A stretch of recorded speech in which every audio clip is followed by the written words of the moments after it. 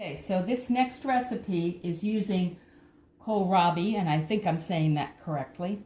And it comes like this, and it's very much like a cabbage. So if you don't want to get a whole big cabbage, this is an option.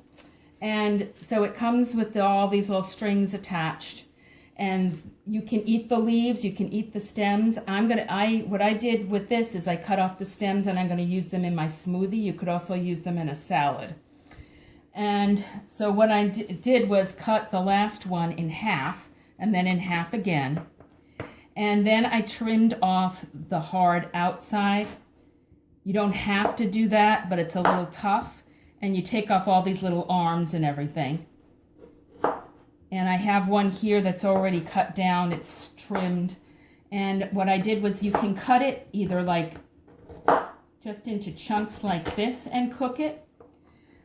And it's a little bit thicker. You can put it on a slicer where it slices thinner, just, you know, like a grater kind of a thing with a slice attachment. Or you can make them into little sticks by just cutting it again. And we're going to roast these, and they're shooting all over the place.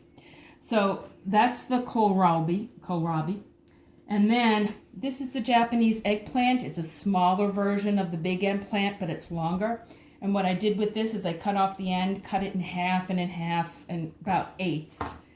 And then I cut them into strips like this. So then all this I'm gonna put on this pan here. And I just add them to this pan. So I'm gonna roast these.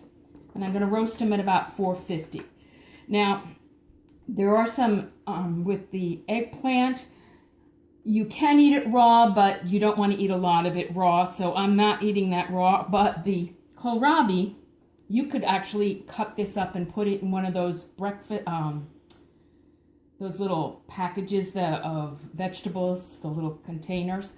This is nice for dipping, and it comes much nicer than a cabbage does, that you can actually dip with this. So that's the kohlrabi. I'm going to drizzle a little oil on it, put some garlic or garlic salt, and you put it in and roast it until these are soft. And I'll let you know how long when I do the next portion of this.